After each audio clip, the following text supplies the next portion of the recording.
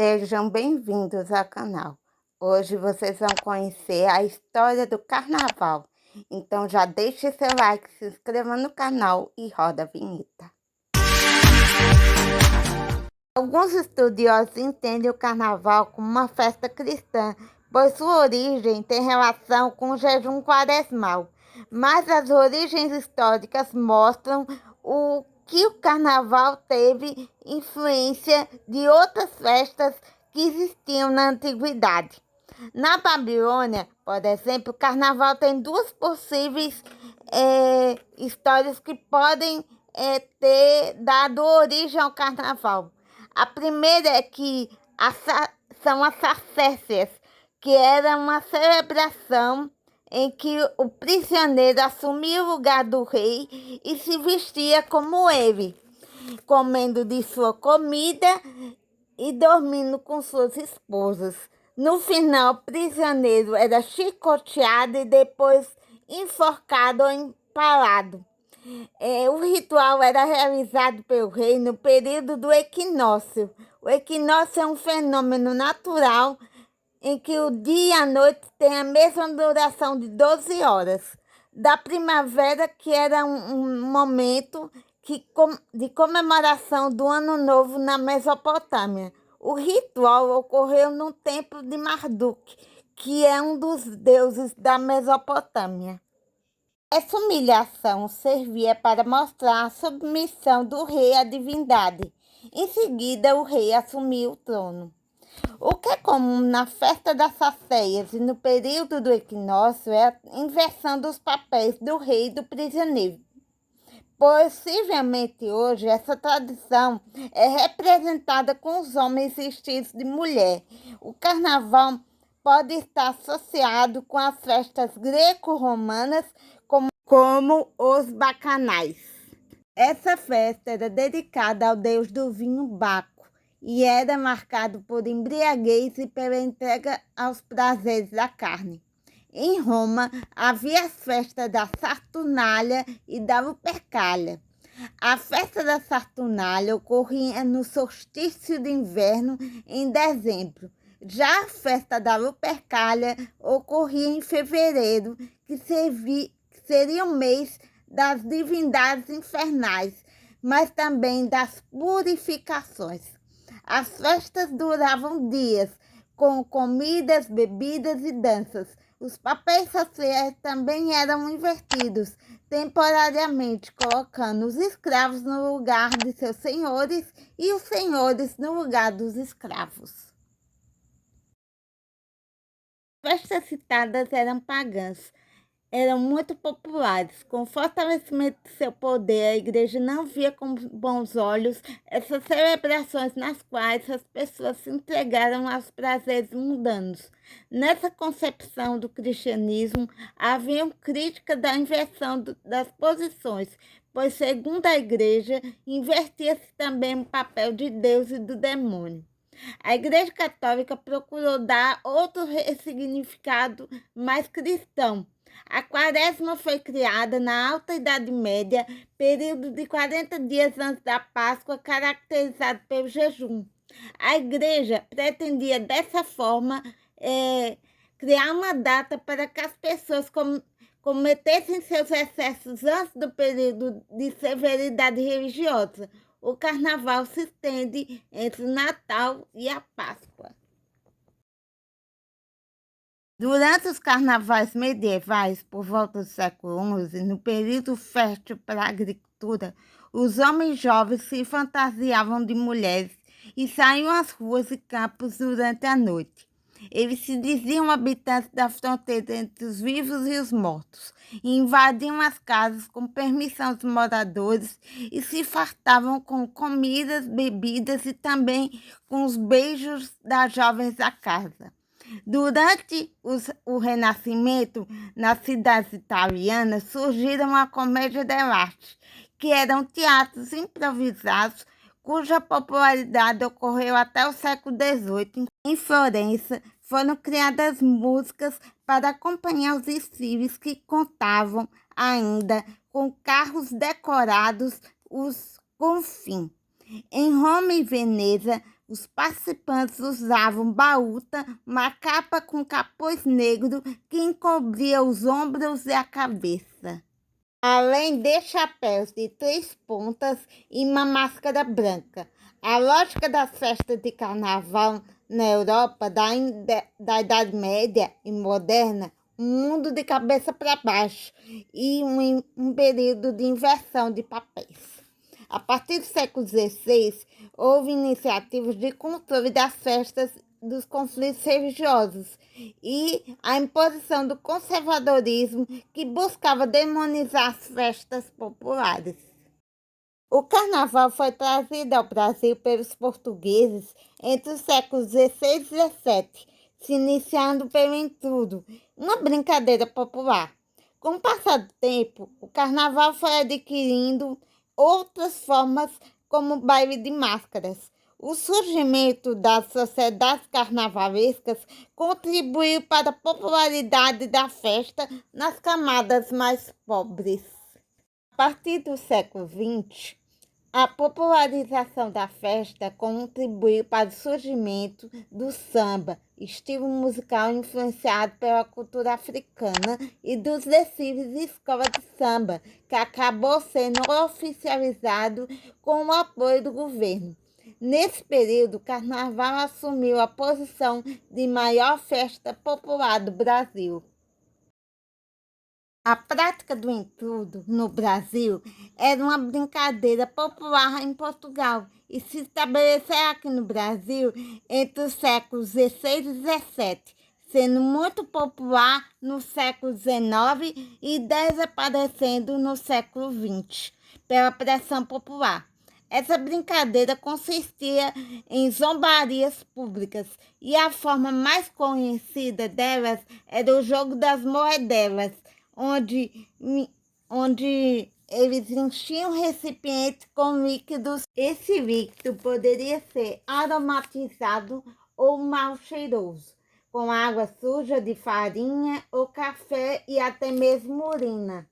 No âmbito público, o entrudo era usado como zombaria a quem cruzava as ruas das vilas ou cidades. Essa prática trazia renda para as famílias pobres e até era popular na família real brasileira.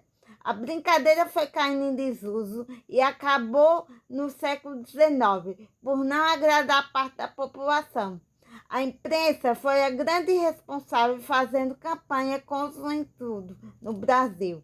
Enquanto o entrudo era reprimido nas ruas, a elite criava os bailes de carnaval em clubes e teatros.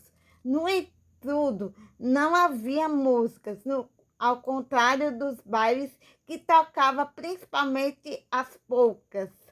A elite do Rio de Janeiro criaria ainda a sociedade, cuja primeira foi o Congresso das Sumidades Carnavalescas, para desfilar nas ruas da cidade. Mesmo diante dos obstáculos, as camadas populares não desistiam de suas práticas carnavalescas.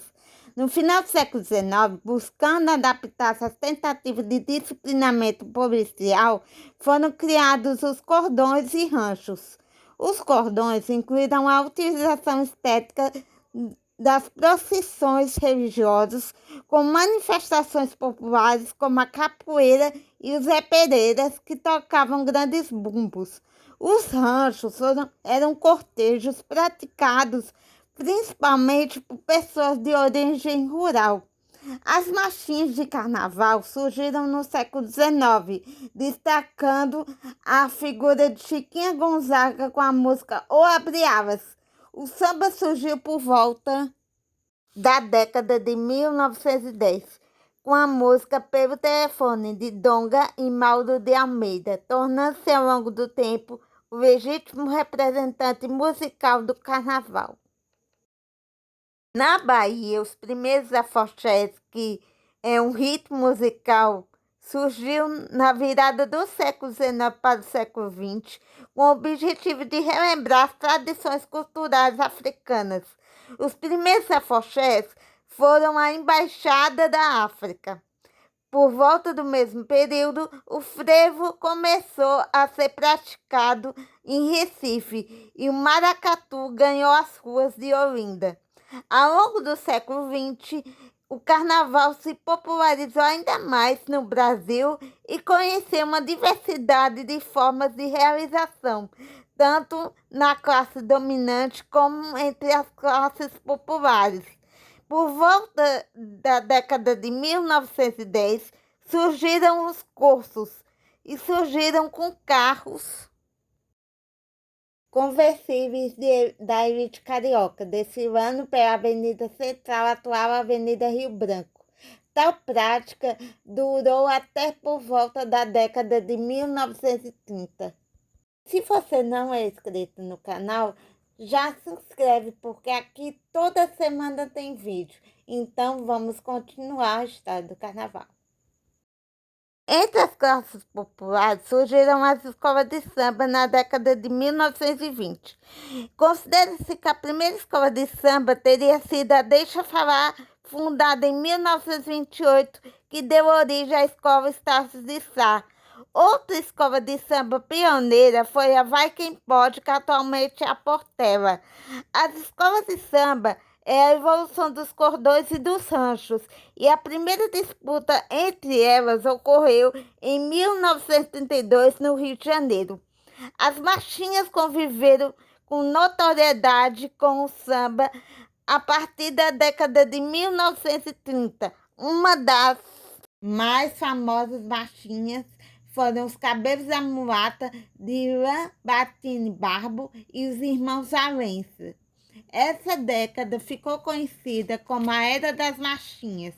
Os desfiles das escolas de samba ganharam amplitude e foram obrigados a se enquadrar nas diretrizes do autoritarismo da Era Vargas.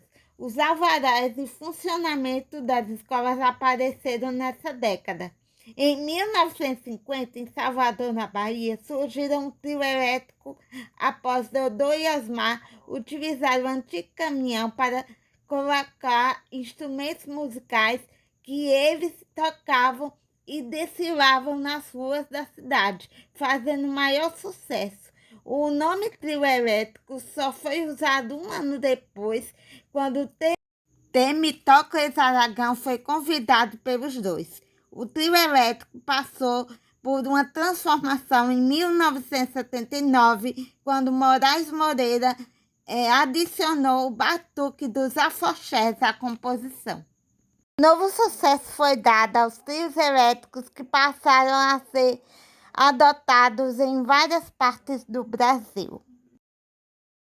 As escolas de samba e o carnaval carioca passaram a se tornar uma importante atividade comercial a partir da década de 1960. Empresários do jogo do bicho e de outras atividades empresariais legais começaram a investir na tradição cultural. A Prefeitura do Rio de Janeiro passou a colocar arquibancadas na Avenida Rio Branco e a cobrar ingressos para o desfile. Em São Paulo também houve o desenvolvimento de desfiles das escolas de samba a partir desse período. Em 1984 foi criada no Rio de Janeiro a Passarela do Samba, ou o Sambódromo, sob o mandato do ex-governador Leonel Brizola.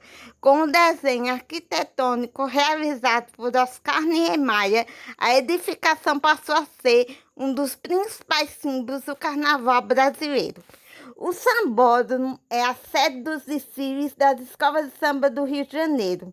O carnaval, além de ser uma tradição cultural brasileira, também passou a ser lucrativa no ramo do turismo e entretenimento.